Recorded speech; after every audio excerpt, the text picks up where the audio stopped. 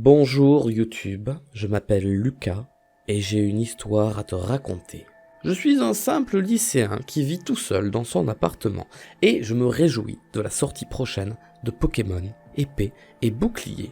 À cause des cours qui me prenaient énormément de temps, je me suis éloigné d'internet et de la télévision. Mais malgré tout le temps que me prennent mes études, je ne cesse de penser à ce prochain Pokémon qui va sortir. J'ai hâte qu'il sorte, il ne reste plus que quelques semaines et j'ai hâte qu'il arrive. Tellement hâte que lorsque j'ai un petit peu de temps libre pour moi, je joue à mes anciens jeux Pokémon que j'avais sur Nintendo DS. Mais étant donné que ce sont des jeux que j'ai déjà faits, il n'y a pas réellement de surprise, et c'est ça que j'attends avec Pokémon épée et bouclier. Ayant tout juste 17 ans, le tout premier Pokémon auquel j'ai joué dans mon enfance était Ruby et Saphir sur Game Boy Advance. Mais j'avais aussi joué à Bleu et Rouge étant les tout premiers Pokémon, je me devais de les faire au moins une fois. Par contre, je ne m'étais jamais réellement intéressé aux cartouches de or et argent. Alors j'avais déjà vu des amis à moi qui y jouaient à l'époque, mais je n'avais jamais réellement eu le jeu rien que pour moi. C'est d'ailleurs le seul jeu Pokémon qui me manque aujourd'hui. Étant donné que je possède toujours ma Game Boy dans mon appartement, j'ai décidé d'acheter une cartouche or et argent de Pokémon sur eBay. Il y en a des tas, et en plus comme tout le monde a déjà eu ce jeu, il coûte pas très cher, j'en ai trouvé un pour 10€, j'ai décidé de prendre la version argent. J'ai d'ailleurs été très étonné à ce moment-là, puisque je suis habitué à acheter des choses sur eBay, et quand les achats viennent de France, ça met toujours 3, 4, 5 jours à arriver, mais là la cartouche est arrivée en moins de 24 heures. L'expéditeur avait pris une livraison express, et le facteur m'a même demandé de signer un accusé de réception pour prouver que j'avais bien reçu la cartouche en main propre. C'est une bonne nouvelle, vous me direz. C'est ce que je pensais aussi. Une fois bien installé, après avoir travaillé mes devoirs, je me suis mis sur mon lit avec ma vieille Game Boy et j'ai démarré le jeu plein de nostalgie. J'avais hâte de retomber dans cet univers des vieux jeux Pokémon avec ses vieux sprites et ses vieilles musiques. Mais c'est là que les choses bizarres ont commencé. Des choses qui expliquent pourquoi je m'adresse à vous aujourd'hui. Quand j'ai allumé la Game Boy, j'ai d'abord vu le logo de Game Freak s'afficher normalement avec le petit bruit de scintillement et les petites étoiles, mais tout à coup, le logo planta. À cet endroit-là, il a planté. J'ai tenté d'appuyer sur A, sur Start, encore et encore, sur tous les boutons. Et là, l'écran se fige au noir. Ça a duré à peu près 5 secondes, et tout à coup, au lieu de voir l'intro, au lieu de voir l'écran titre du jeu, j'étais déjà dans le jeu. J'étais déjà en train de jouer. Alors ça m'a pas réellement surpris, je me suis simplement dit que l'ancien propriétaire de la cartouche n'avait tout simplement pas remis le jeu à zéro, c'était donc une ancienne sauvegarde. Et par curiosité, je suis allé voir où est-ce qu'il en était dans le jeu. J'ai appuyé sur Start, j'ai regardé les infos du dresseur, il avait mis comme nom 3 points de suspension. C'est pas très original. Et sur son profil de dresseur, il était écrit qu'il avait cumulé 999 heures de jeu, qu'il avait les 16 badges, qu'il avait 999 999 Pokédollars et les 251 Pokémon dans le Pokédex. Je suis ensuite allé voir son équipe de Pokémon, et à ma grande surprise, il avait seulement 5 Zarbi et un 6e Pokémon nommé Hurry, ce qui se traduit en français par le mot « vite ». À ce moment-là, je commence à me dire que c'est l'ancien propriétaire qui me fait une blague et qui savait que j'allais tomber là-dessus. Je suis allé voir le profil des différents Pokémon, et comme je l'imaginais, les Zarbi avaient une apparence différente entre eux. Je rappelle que les Zarbi forment des lettres. Ils étaient tous de niveau 5. Je me rappelais pas beaucoup de mon alphabet Zarbi, mais j'ai identifié le mot « leave », qui veut dire « part » en anglais. Et le 6e Pokémon, étant donné qu'on ne pouvait pas le reconnaître par son sprite à l'époque, était un Hérissandre. Il était totalement normal, il était lui aussi au niveau 5, mais il ne lui restait plus qu'un seul PV. Il avait 2 attaques, gros yeux et l'attaque flash. Mais à ce moment-là, quelque chose n'allait pas et ça m'a intrigué énormément, c'est le fait qu'aucun des Pokémon ne faisait leur cri habituel lorsque je les sélectionnais. C'était le pur silence, même avec le volume à fond. À partir de là, je ferme l'écran de sélection des Pokémon et je retourne dans le jeu. J'étais dans une grande salle, on aurait dit la tour Chétiflore, mais pour une raison inconnue, il n'y avait aucun dresseur, il n'y avait aucun PNJ dans le coin. Il y avait juste un pilier immobile au milieu de la salle et rien d'autre, il n'y avait que des murs, je ne pouvais pas sortir. Pas de musique non plus, aucune sortie, aucune échelle. Enfin, ça c'est ce que je pensais. Et j'ai marché, j'ai cherché partout. J'ai cherché dans mes objets pour voir si je n'avais pas une corde de sortie, mais le sac était vide. J'ai attendu pour voir si quelque chose se produisait, mais rien. J'ai commencé à appuyer partout sur le bouton A à chaque emplacement de la salle pour voir s'il n'y avait pas un objet caché invisible, mais c'était pas le cas. Je me suis collé à chaque mur pour voir s'il n'y avait pas un mur invisible contre lequel je pouvais passer à travers, et ce n'était pas le cas, jusqu'à que je me rapproche du pilier, et en fait, il y avait une échelle cachée juste derrière. À ce moment-là, l'écran devient tout noir et la musique finit par se lancer. C'était le thème des Arbis qu'on entendait dans la radio des ruines d'Alpha, là où les Arbis se trouvent. J'avais attendu quelques secondes comme ça sur cet écran noir et là tout à coup j'ai compris. J'ai compris qu'en fait ce n'était pas un écran de chargement, mais qu'en fait le jeu était en train de jouer et que j'étais dans une grotte à ce moment-là, que j'étais dans le noir et que je devais utiliser la capacité flash de mon hérissandre. En passant dans le menu, j'ai voulu aller voir la radio pour voir si je pouvais mettre une meilleure musique, mais je n'avais ni carte radio, ni carte téléphone, ni carte temps, rien du tout. J'avais juste une carte où Gold, alors on va l'appeler Gold au lieu de l'appeler 3 points de suspension, puisque je rappelle que Gold, c'est le prénom du personnage dans le jeu de base, juste une carte où Gold marchait dans une marée noire et vide. Je vais donc du côté de mes Pokémon et j'utilise la capacité flash de mon Hérissandre. Et étonnamment, je n'ai pas vu de message s'afficher, genre Hérissandre utilise flash. La salle s'illumina.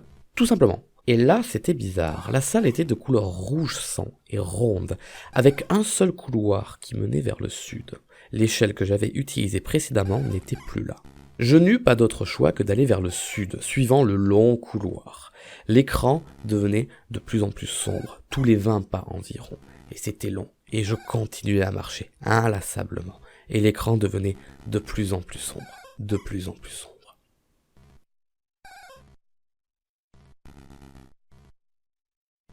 Et je finis par arriver à une impasse avec un simple panneau. Et quand je lisais ce panneau, il était écrit « Turn back now », ce qui veut dire « faites demi-tour maintenant ». Et le panneau me demandait de choisir entre oui ou non. Je choisis oui, à tout hasard. Et là, l'écran tourne au noir et le bruit de l'échelle se fait entendre.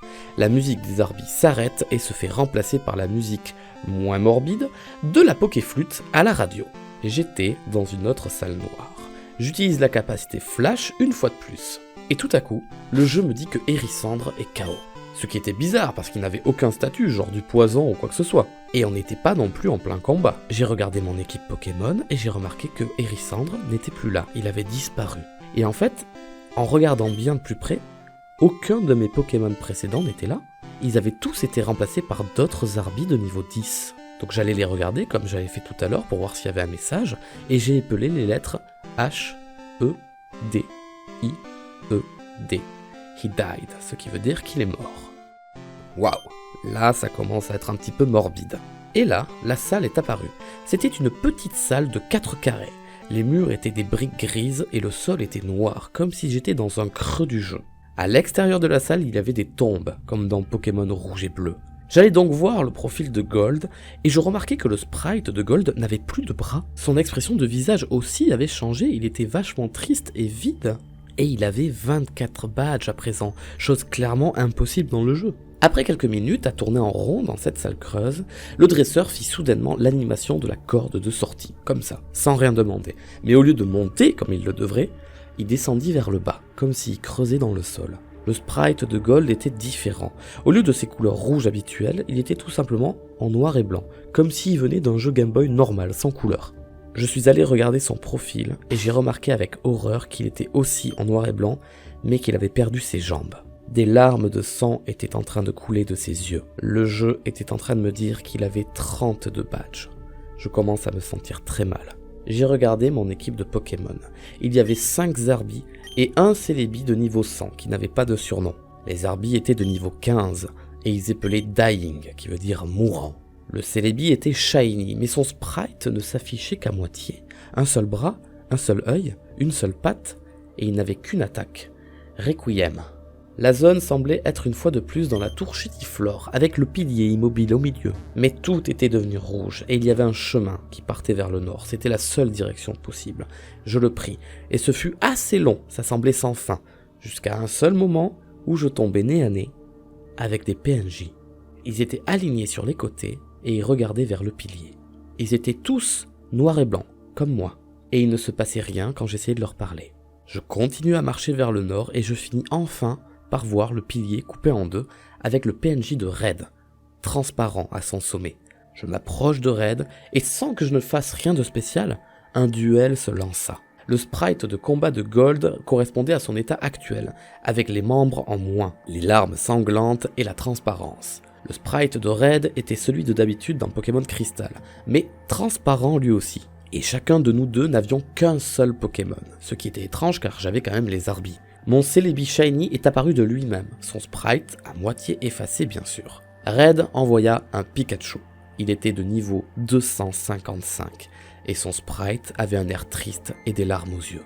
Au lieu du menu habituel de combat, je n'avais qu'une seule option, l'attaque. Comme Celebi n'avait qu'une seule attaque, je pris celle-ci. Comme Pikachu était de niveau 255, c'est lui qui commença à attaquer. Pikachu utilisa Malédiction, ce qui réduisa sa vitesse mais augmentait ses autres stats. Je ne suis pas sûr qu'un Pikachu puisse utiliser Malédiction en temps normal. Celebi utilise Requiem. Dans 3 tours, les 2 Pokémon tomberont KO. Je n'avais pas trop le choix. À ce moment-là, le menu de combat n'apparaît plus. En fait, le combat continuait sans moi. Il n'y avait pas d'animation non plus. Pikachu utilise Fléau, Celebi utilise Requiem, Pikachu utilise Frustration, ce qui m'a fait énormément de dégâts, il ne m'en restait plus que 10 PV. Celebi utilise Balance, ce qui me surprit parce que Celebi n'avait qu'une seule attaque à la base. Pikachu et Celebi récupèrent tous les deux 150 PV. Pikachu utilise Regard Noir, ce qui ne fit rien. Et comme prévu, après ces 3 tours, Celebi tomba KO. Mais le texte disait que Celebi était mort. Et au lieu de descendre vers le bas, le sprite disparut tout simplement. Et bizarrement, Pikachu ne tomba pas malgré le Requiem. Il utilisa une 5e attaque, au-delà de la limite. Pikachu utilisa Prélèvement Destin, et le jeu annonce que Pikachu est mort. Il se mit à disparaître lentement de l'écran. Et apparemment, j'avais gagné, vu que le sprite de Red est apparu avec plein de points de suspension. Mais à ce moment-là, j'ai eu très peur, puisque le sprite de Red était décapité. Le combat s'arrêta dans un fondu au noir et au silence. Je reviens dans le monde du jeu avec un autre changement sur le sprite de Gold. Il était transparent, comme le sprite de Red juste avant. Alors vite, j'ai regardé le profil et je voyais que mon sprite n'était plus qu'une seule tête avec une peau transparente. La tête avait été un petit peu zoomée, dévoilant un vide noir à la place des yeux. J'avais à présent 40 badges. Dans mon équipe, il y avait 6 Arbis Shiny de niveau 20 qui épelaient le mot « No More », ce qui veut dire « pas plus ». Et il n'y avait pas de musique. J'étais dans ma chambre, au tout début du jeu. Je marchais dans la maison, tentant d'interagir avec les objets comme la télé, mais rien ne se passait. Enfin, quand je dis marcher, c'est relatif, car le sprite de Gold ne s'animait plus en marchant. C'est comme s'il flottait au-dessus du sol, comme les fantômes dans Pokémon Diamant et Perle. J'avais peur de descendre à l'étage, peur de voir ce qui pouvait m'attendre. Je pris mon courage à 2 mains et je descendais l'escalier. J'arrive à l'étage en dessous, normalement, mais ma mère n'était pas là. Aucun objet ne fonctionnait non plus. J'ai tenté de sortir de la maison, mais ça ne marchait pas vraiment. Au lieu de sortir, Gold continuait à marcher vers le sud, dans le vide noir. Je continuais à marcher vers le sud, dans l'espoir de comprendre ce qu'il se passait. Ma maison disparut de l'écran. Les traits noirs du sprite de Gold étaient passés au blanc, pour contraster avec le vide. Et à un moment, j'ai rencontré une zone blanche, où Gold repassa au noir le temps de son passage. Je continuais vers le sud. Et c'est à ce moment-là que je le voyais. J'ai trouvé le sprite de Gold, son sprite habituel, avec toutes ses couleurs. C'était un PNJ. Je me suis rapproché de lui pour lui parler. Il m'a dit « Au revoir, pour toujours ». Et il a disparu. Et soudain, une boîte de dialogue apparaissa, et le jeu m'avertissait qu'un Pokémon avait utilisé l'attaque Cauchemar. C'était normalement impossible. Gold fit de nouveau une animation de corde de sortie, mais encore une fois, il se téléporta vers le bas.